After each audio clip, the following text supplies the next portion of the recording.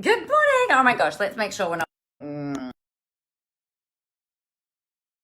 Every time, it's so irritating. I always forget to double check that I am off the Wi-Fi because homeschool, all of that stuff, it does not make for everybody being on the internet at the same time easy. So what I wanted to talk with you about is, like, first of all, how damn quickly this morning has gone. Hello, Robin. Not sure what you guys have found, and I know that some of you are in the US, so I hope your day has gone swimmingly. I am not sure what happened to the last couple of hours. Actually, I do. Check this out. I got really excited. So my new book is in the process of being edited as we speak, and I'm really scared, excited, nervous to see what comes back from the publisher with the edits. And I was like, oh, how can I make this? Good morning, Linda. How can I make this even more fun? So look what I've had made. So the world is ready. Like I always say, the world is ready for your brand of awesome, right? So now it says you can own a mug that says the world is ready for my brand of awesome. Just to remind you on those days where you're a bit of like, bleh, you got, hang on a second, I'm a badass. I need to get this done. Yellow and black. So excited to get those. So that is a really big part about why my morning has just gone like zoom, zoom, zoom. Good morning, Andrea. I'm really excited. We've got our mastermind rebel squad badasses get together on Thursday and Friday of this week. So I've been creating some special little fun things that they will probably reveal to you throughout the course of the week. I'm sure they're really good at doing that. So I'm not going to spoil that one because, you know, that'll be kind of cool. So that's where my morning's gone. It's been doing that and doing all the things and getting ready and being excited about the mugs. And I was chatting with my husband yesterday, you know, as you do. So what's really interesting is that with him being home and the kids being home, I posted a photo yesterday of him. He kind of like trots on in. So I do my 6 o'clock call.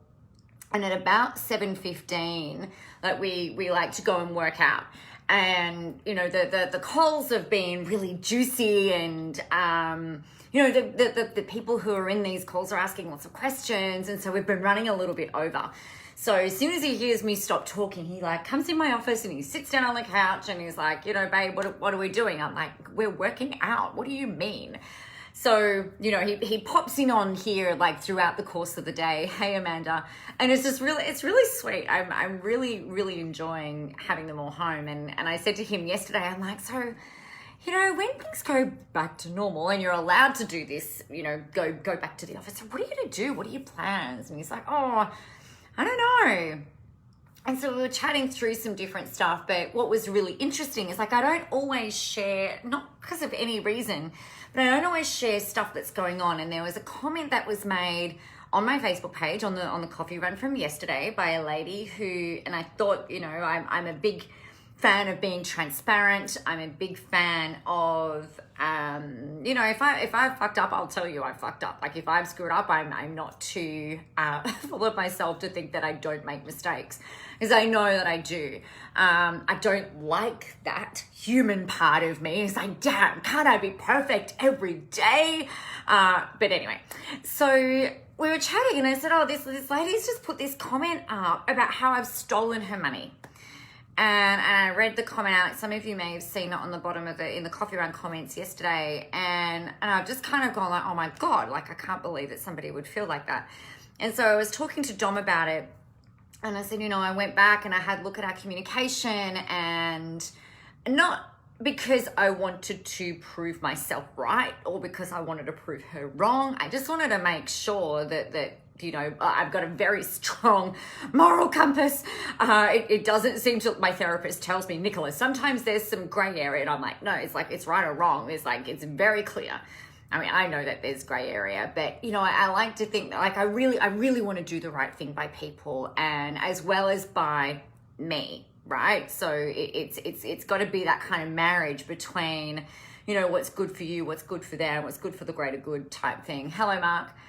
And so as we were talking, I was reading this thing through, and I went back and I had a look at our communication. And I was like, no, you know what? I've got the communication there. I actually remember this happening, and I think her recollection is a little off. And so I took screenshots of the emails and I checked them, and I'm like, no, like we're good.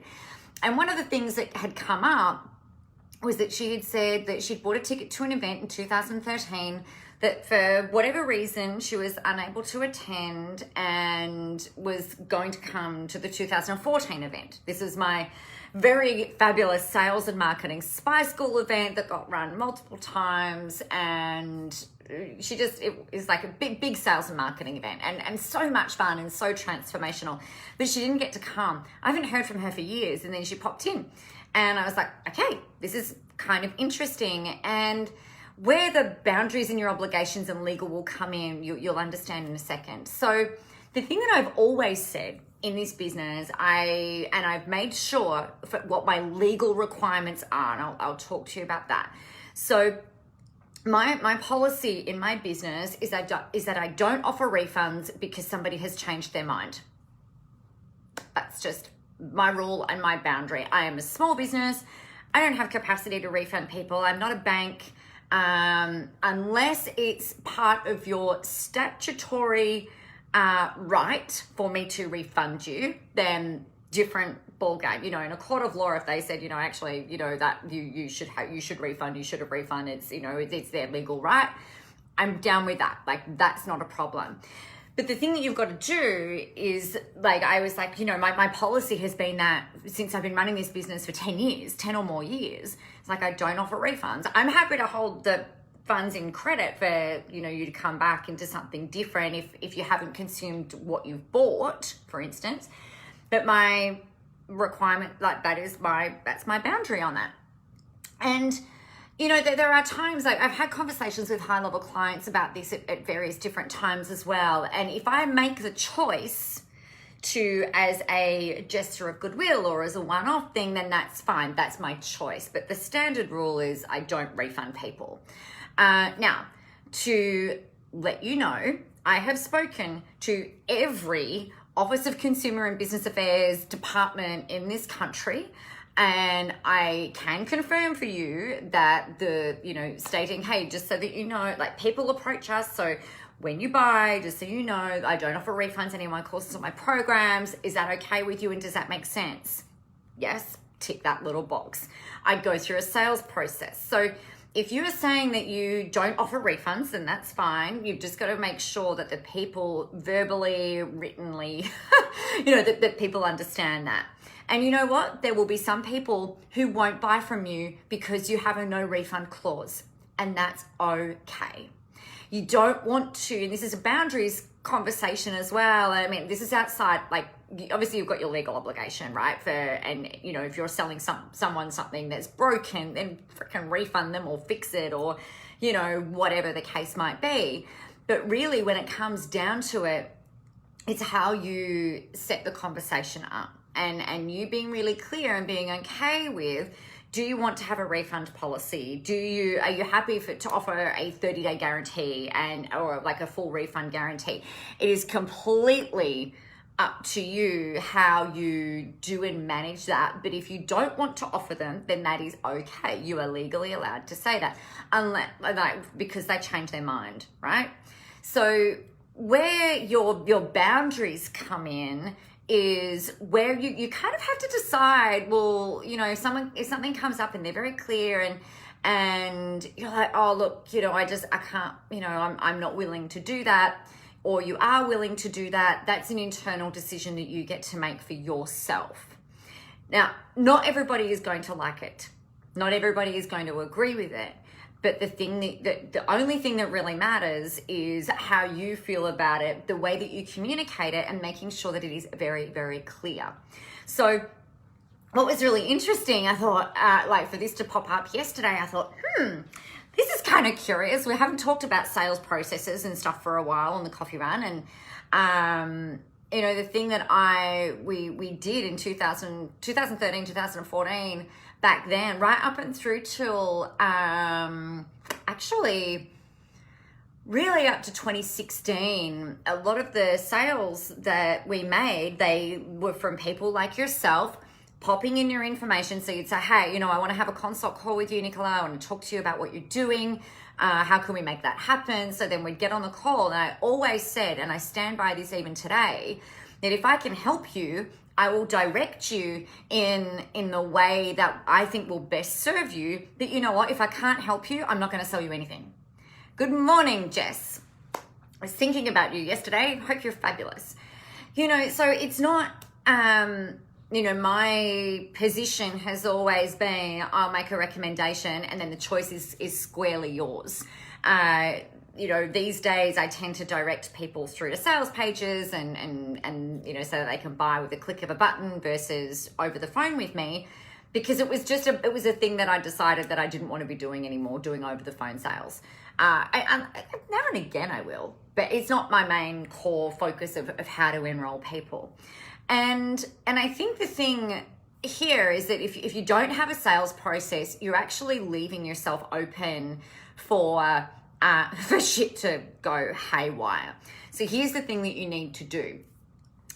Make sure that the person that you are talking to, whether it's online or offline, that they understand that what it is that you're helping them with, right? So the way that you do that is you ask them a whole bunch of questions about where they are, where they want to be, how they want to feel, how are they feeling now, and keep going through. Jojo, yay! So excited to see you.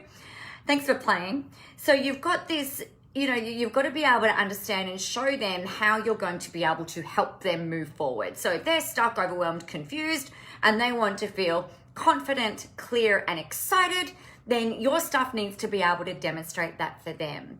You also need to be clear on what they're buying. So it's an 8-week course, it's a 2 or 3 or 4 day event, it's an online thing, you'll get a recording, it's 6 modules delivered over 9 weeks, whatever it is, or a daily thing. Make sure that they understand as best you can, and that you spell it out for them. Now, it is not your responsibility if you sell something and you've got all of that information there and they haven't read it, right? If they haven't read it and they've just barreled through and they've clicked buy now because they were all very excited, and that's really, really great, that your job is to have the information available and that they can refer back to it if they need and want to.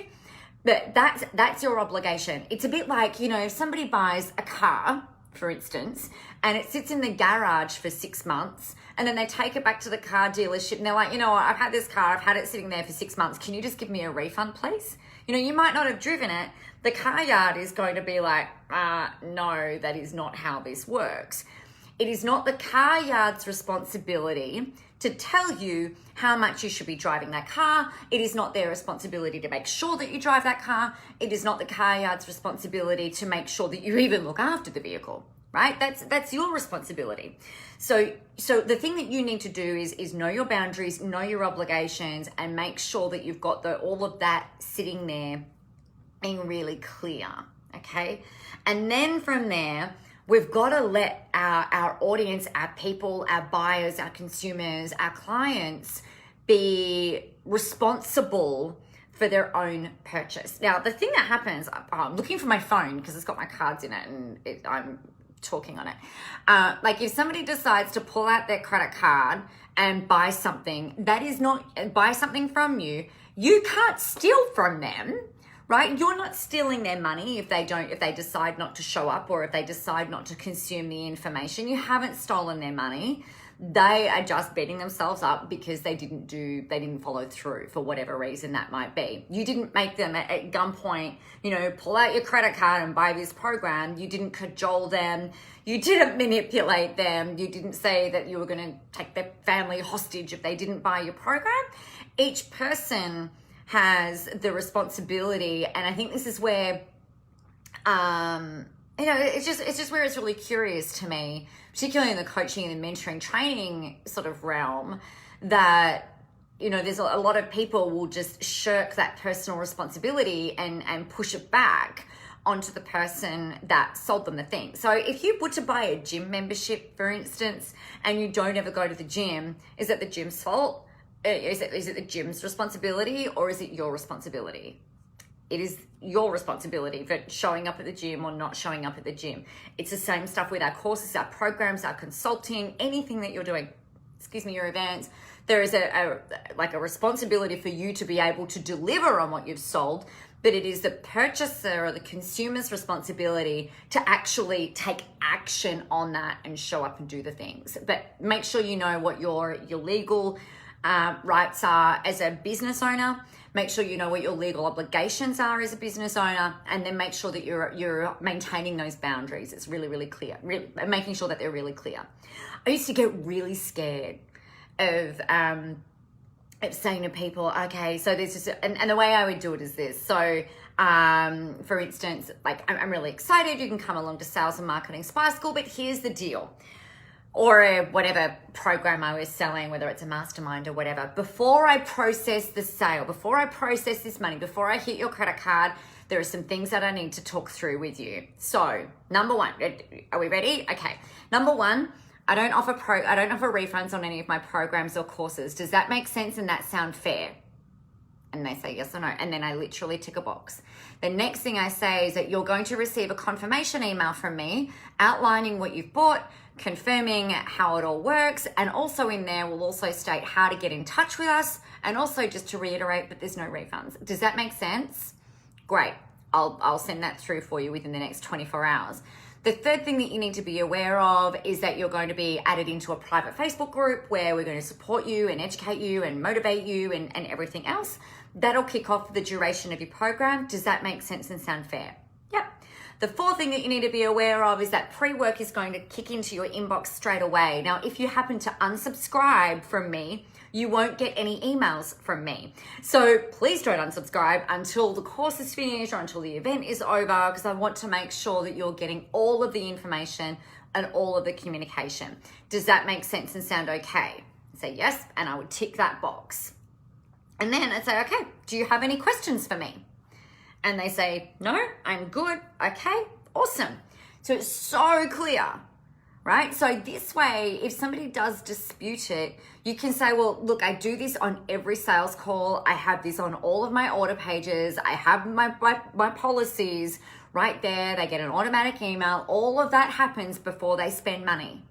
It has to happen before they spend money, because it happens if it happens after they've spent money, it's almost like you've gone and changed the terms and conditions on them after buying, which is, that's an asshole move. So make sure that they know what it is before they buy. And then if people come out of the woodwork, like what happened yesterday, literally 7 years down the track, I know exactly what my process was. I know exactly what any of my salespeople did, because it was a boundary. Like none of them had the ability to offer a refund in change of circumstances. I always sent out confirmation emails. I always retain all of my emails and the email communication. I'm a bit pedantic like that for this reason, so that you can go back and go, oh, hang on. If someone's questioning your integrity or questioning what happened, you can go, well, hold up. No, I don't think that's what happened. Let's go have a look at the evidence, right? You don't have to rely on your memory, because the truth of the matter is, you guys, sometimes your memory is not quite always accurate, right? So just be aware of that. So the bottom line is, know what your legal obligations are, know what your what their statutory obligations are, know what your boundaries are around it, and don't be scared to have them front and center. Some people won't buy because you don't offer refunds. That is okay. They can go and find somebody else who does. You don't have to adjust your terms and conditions, your policies, your standard operating procedures. You don't have to change that for every person who's coming through, okay? You've just got to stay true to you, what you want and what you need, and trust that the people that come through will respect that you're so certain about what it is that you're doing. It doesn't stop somebody asking, right? And I've had people ask, say, hey, I know what your terms and conditions are, but hey, can I have a refund on this, please? Or whatever the case might be. Hasn't happened for for years, actually. But if that came up and be like, oh, look, thanks for asking the question. Actually, no, the terms and conditions are that I don't offer refunds. However, depending on what the circumstance was, I might say, look, I'll hold it in credit for you for 6 months and you can use it on something else, or whatever the case might be. A lot of small businesses just don't have the financial buffer or the financial capacity to have a 100% money back guarantee or a refund policy where they refund all the people that ask for it. So you don't have to have one. Sorry, that's not clear. You do have to have one, but you don't, you have to have a refund policy, but you don't have to offer refunds to people if you don't want to, unless it is part of their statutory rights and their legal obligation. Their legal rights, and that's a different story. So I hope that has been helpful for you. I trust it's been helpful for you. If you've got any questions on that, let me know. But the bottom line is that just be cool, calm, collected, and confident that you can run this business in the way that you want and that you're amazing. And I think the other thing is that when you develop that sense of certainty and clarity around what your stuff is, around what your policies are and things like that, it makes it really, really clear, right? So there's no gray area. You're not doing it on a case-by-case scenario, and it's not ambiguous for your people. So that's my advice to you. And it actually attracts a different kind of level of person in. So there you go. All right, my lovelies, I am going to set you free to get about your day. I can't wait to talk with you tomorrow about something very fabulous, let's be honest. Meanwhile, get out there, go help some people, and remember, the world is ready for your brand of awesome. I will speak with you tomorrow. Bye-bye.